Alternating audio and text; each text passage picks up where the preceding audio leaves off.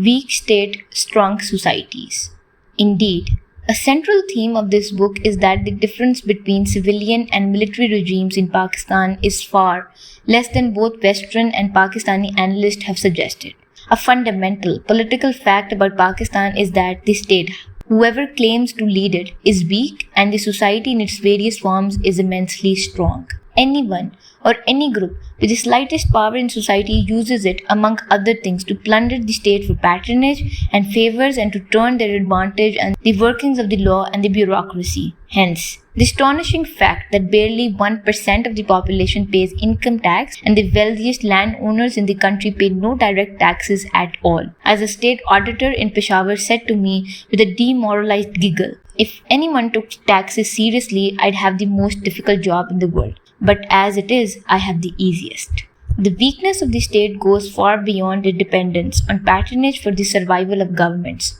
To an extent most Westerners would find hard to grasp. The lack of state services means that much of the time the state as such, as an agent with its own independent will, does not necessarily affect many people's lives very much, either in terms of benefits or operations. The presence of policemen, judges and officials may make it look as if the state is present, but much of the time these people are actually working and sometimes killing on their own account or at the behest of whoever has the most power, influence and money at a certain point in a certain place. The 19th century British colonial officer Sir Thomas Metcalfe described the traditional villages of northern India as little republics, administering their own justice, deciding their own affairs and paying only what tribute to the state could be extracted from them by force. This independence has been very greatly reduced over the years, but compared to any Western society, a good deal of it still exists in many areas, if not specifically in the village, then in local society generally. Society is strong above all, in the form of kinship networks which are by far the most important foci of the most people's loyalty. For those readers who are really interested and have a few brain cells to lose, a brief description of the horribly complex subject of kinship terms and groups in Pakistan is appended to the end of this introduction. Suffice it to say here that language of kinship, even among people who are not in fact related, permeates most of the Pakistan as it does most of South Asia, whether it is a matter of affection, responsibility, asking for favors or asking for protection. The most wonderful expression of this, which perfectly sums up India's mixture of kinship, democracy and hierarchy, is the term with which you may wish to address a relatively menial person in northern India who happens to be in a position to help or harm you, like a bus conductor, Bhai Sahab or Brother Lord. Kinship is central to the weakness of the Pakistani state, but also to its stability above all, because of its relationship with class. Because the Pakistani political elites, especially in the countryside, rely for this strength not just on wealth but on the leadership of clans or kinship networks, kinship plays a vital part in maintaining the dominance of the feudal elites and many of the urban bosses. By helping to enforce on the elites a certain degree of responsibility for their followers and circulating patronage downward, kinship also plays a role in softening, to a limited extent, class domination. Kinship is therefore partially responsible for Pakistan's surprisingly low rating of social inequality according to the Gini coefficient, which I will discuss further in chapter 6. In both these ways, kinship is a critical anti-revolutionary force, whether the revolution is of a socialist or Islamist variety. The importance of kinship is rooted in a sense which runs along a spectrum from very strong to very weak, depending on the circumstance and degree of kinship, of collective solidarity for interest and defense. This interest involves not just the pursuit of concrete advantage, but is also inextricably bound up with powerful feelings of collective honor or prestige, izzat and shame. And indeed, a kinship group which is seen as dishonored will find its interests decline in every other way. A sense of collective honor among kin is thus reflected most dramatically in preventing or punishing any illicit sexual behavior by the kinship group's women, but also in working to advance the political and economic power and public status of the group. This is a cultural system so strong that it can persuade a father to kill a much-loved daughter, not even for having an affair or becoming pregnant, but for marrying outside her kinship group without permission. You don't get stronger than that.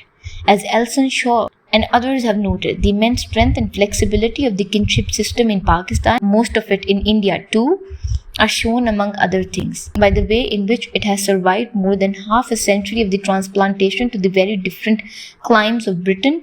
Shaw writes, families in Oxford are therefore best seen as outposts of the families in Pakistan whose members have been dispersed by labour immigration. In Britain, a distinctive pattern of living near close kin has emerged, echoing that of earlier migrations within the Indian subcontinent. Defense of the honour and interests of the kinship group usually outweighs loyalty to a party, to the state, or to any code of professional ethics, not only for ordinary Pakistanis but for most politicians and officials. It is therefore important to understand that much Pakistani corruption is the result not of a lack of values as it is usually seen in the West, but of the positive and ancient value of loyalty to family and clan. Since the kinship group is the most important force in society, the power of kinship is inevitably reflected in political system. Just as in much of the rest of the South Asia, a majority of Pakistani's political parties are dynastic. The PPP is the party of Bhutto family, the PMLN is that of the Sharif family, and the Awami National Party is the party of the Wali Khan family. The local political groupings, which are the building blocks of these parties, are themselves based on local dynasties. Hence, the phenomenon of a woman such as Benazir Bhutto rising to the top of the political system in an extremely conservative male-dominant society, this was power by inheritance, and says not much more about ordinary women's right in modern Pakistan's society than the inheritance of throne by Queens Mary and Elizabeth from their father said about ordinary women's right in 16th century English society. The only institution which has succeeded to some extent in resisting this in the name of state loyalty and professional meritocracy is the army. You could say that it has managed that in part only through turning itself into a kind of a giant clan, serving its members' collective interest at the expense of the state and society, and underpinned to some extent by the ancient local kinship groups among the northwestern Punjabis and Pathan.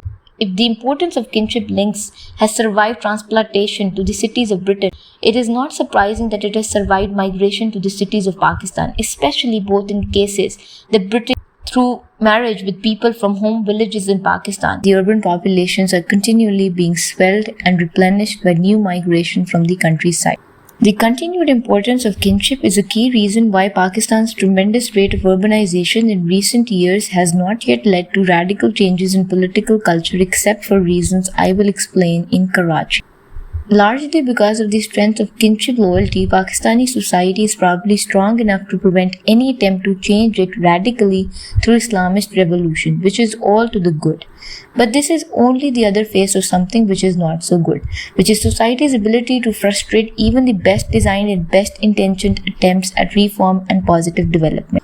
Key factors in this regard are the gentry in the countryside and the intertwined clans of business and political and criminal bosses in the towns, all of them maintaining continuity over the years through intermarriage.